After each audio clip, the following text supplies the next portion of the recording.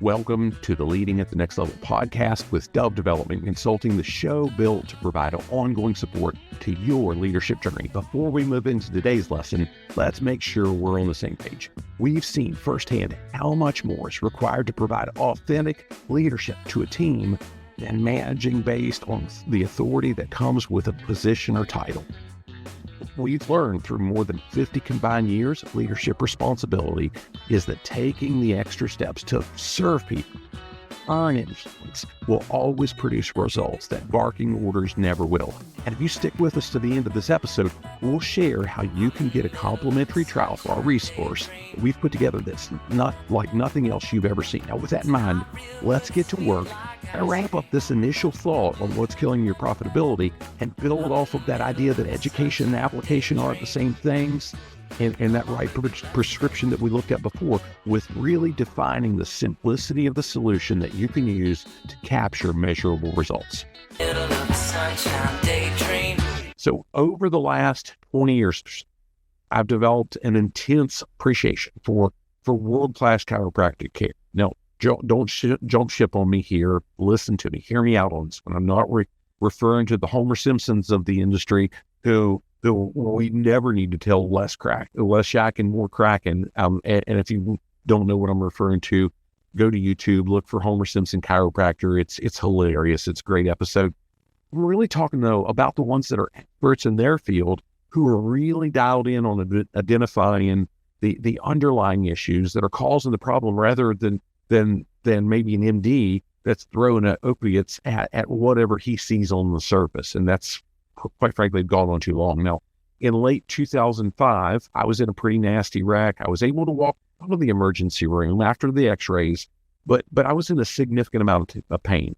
And I remember that the ER doc that saw me, x-rayed me, did all those different things, he handed me one of those little sheets of paper that had some sort of cocktail that would have prevented me from operating heavy equipment for the foreseeable future. Here, just take some of these. This will make everything. Now, I wasn't operating heavy equipment at the time, but you get my point. It was something that was going to have a punch to it. Now, rather than getting the prescription filled, I picked up the phone. I called in a favor to a buddy of mine that owned a chiropractic practice, and I headed straight there. He wiggled some patients around. It was Friday morning. He saw me immediately. And right away, he found the root cause of what the pain was from. And he started, and I stress started, working toward resolution. Now, I'm not going to pretend that he fixed me in that one visit, or even 10 for that matter. I was hit by this kid. I was hit basically head on by a kid going more than 60 miles an hour in a 35 mile an hour zone. My chiropractor buddy said it was one of the worst cases of whiplash that he'd ever dealt with.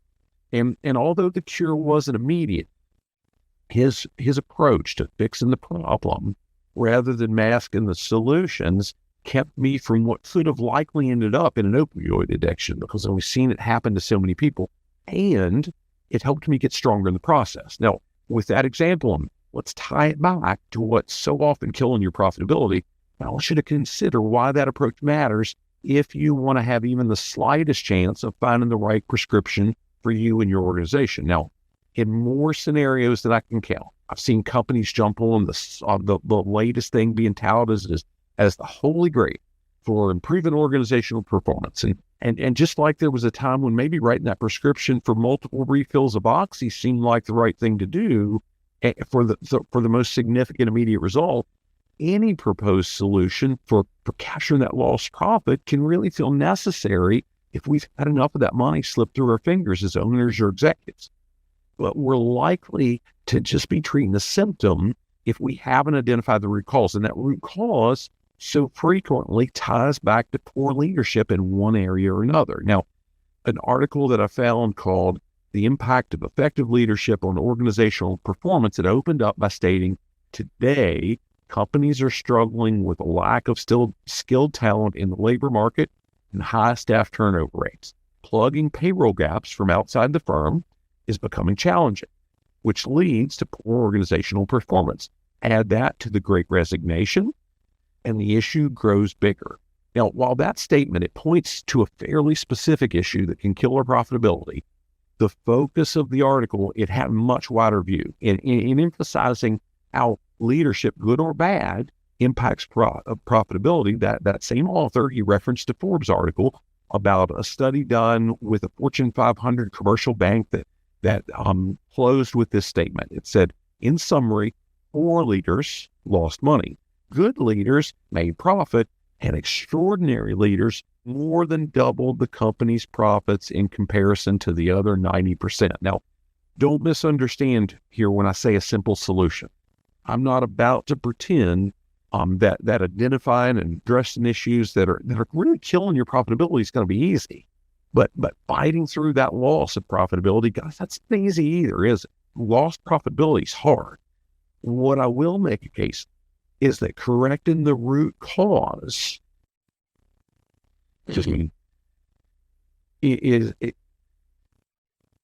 let me back up a little bit. Before we start working, what I'm going to be doing is, if we correct the root causes of that lost profitability, I believe that's going to be much simpler than we've been led to believe it is. And before we do start working through those, I want to make sure that we identify one and address one mistake that we need to avoid, because so often it's a mistake and it can really cost companies from capturing some of those things, taking action on some of the things that are going to identify that. So here's the scenario. It's a Friday evening several years ago. It's after 7 o'clock. I'm winding down. I'm exhausted that point in the week. I think I was still working full time, but we're running our business full time too. So I'm juggling maybe as much as 100 hours a week at that point. And a friend of mine calls, and normally I wouldn't have taken the call. Gosh, I just don't have it in me. But this particular fellow never called unless it was something really important, especially in off hours like that. And it turns out he's setting his kids. He was sitting in the parking lot of a high school football game. His kids were playing in the band at halftime, and he needed some feedback. He wanted to chat through. He was really frustrated about a conversation. He was the CEO of a local company. He had a conversation with his board of directors that day, and the direction that they had given him, he just wasn't setting well. The rub, it was based on their expectation that he develop stronger relationships with his direct reports. Now, I'll spare you the whole 30-minute conversation, but one part that stands out to me to this day was his comment about, my job is to get results. I'm the CEO. I'm getting results. I don't have time. He said it just like this. He said, I don't have time for the touchy-feely stuff. Now, in all fairness, during his time in that role, the organization's revenue had indeed doubled. The challenge was that nearly all the managers that reported directly to him were ready to jump ship. My immediate response to him, hearing that statement and knowing some of those managers personally, was, brother, you don't have time not to work on the touchy-feely stuff. And we had that relationship. I could be pretty abrupt with him and so on.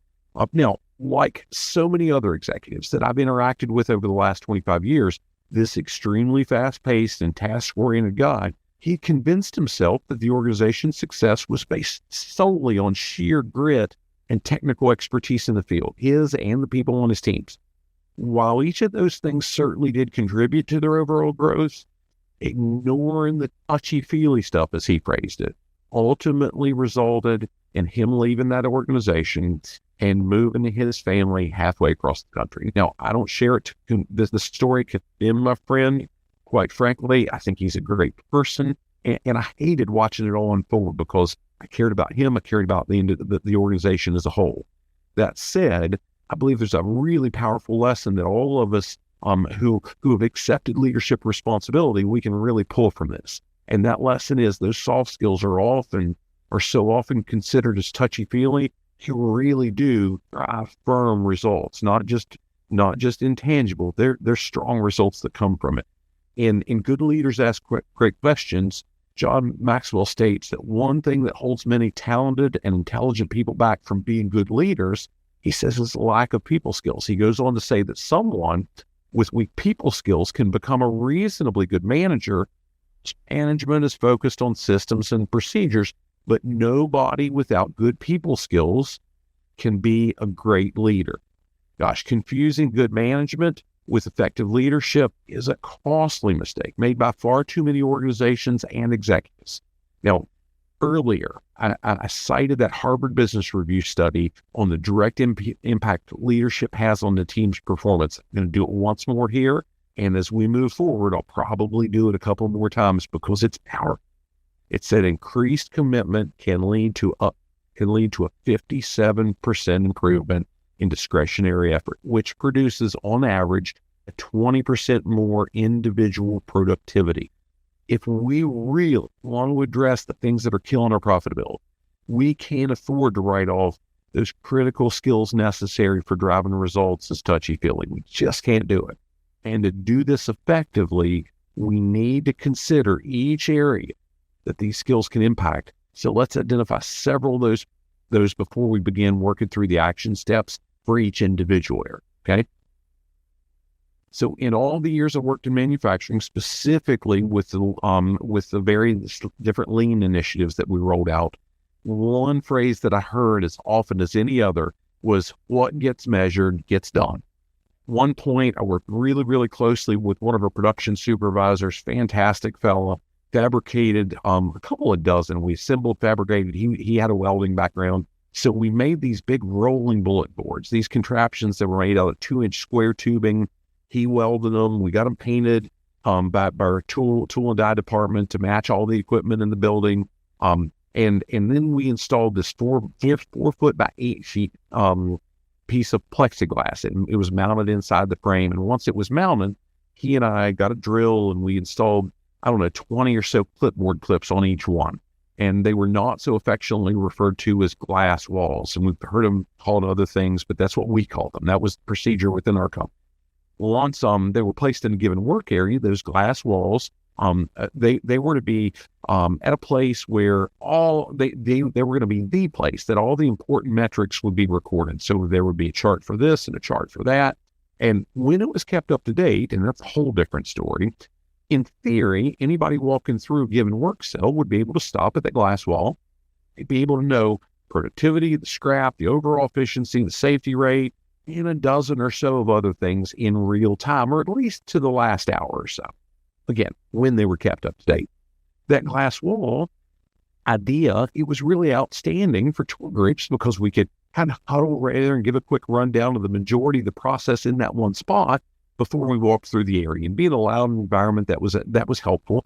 If a manager walked through, they'd be able to get a quick snapshot of how the things were going for the day. And gosh, the times the corporate executives graced us with their presence, those same glass walls typically held daily, weekly, and monthly data so they could quickly glance back and see trends, and maybe even identify some issues that needed attention. Now, in concept, a tool as simple as that glass wall, it can provide a tremendous amount of insight on productivity and profitability if it's kept up with, if it's kept up with, and the things that are being measured and recorded are indeed important.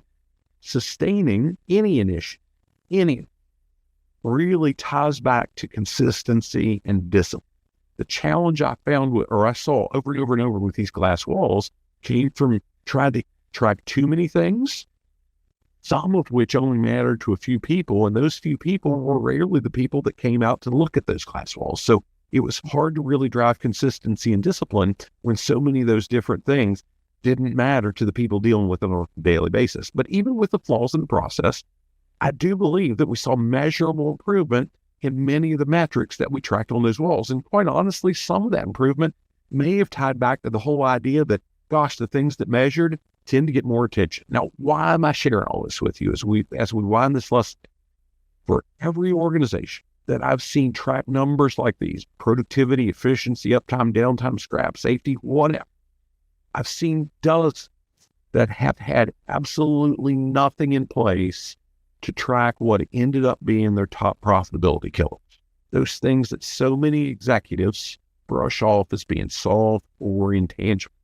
Moving forward, as we pick up with the next lesson and we start looking at profitability killers, some high-risk areas, what we want to be able to do is to give you the tools that can break that mold. Step by step, item by item, I'm going to provide you with a process for identifying your top profitability killers and outline how building more effective leadership into your organizational culture is absolutely the solution.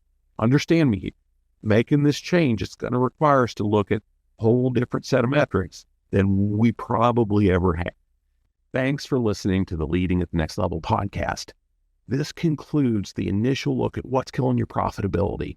Next time, we'll start digging into a new leadership lesson and a series that really digs into some tools that you can apply and get measurable results in your organization. Now, if you'd like to go deeper into anything that we've shared here, or you need continuing education credits for your professional credential, send us an email at admin@dove-development.net, and we'll be happy to hook you up with a 45-day all-access trial to our complete Leading at the Next Level program at no cost. The full program includes access to well over 100 hours of digital lessons, complete with slides and action-based assessments to help you capture measurable bottom-line improvements in your organization.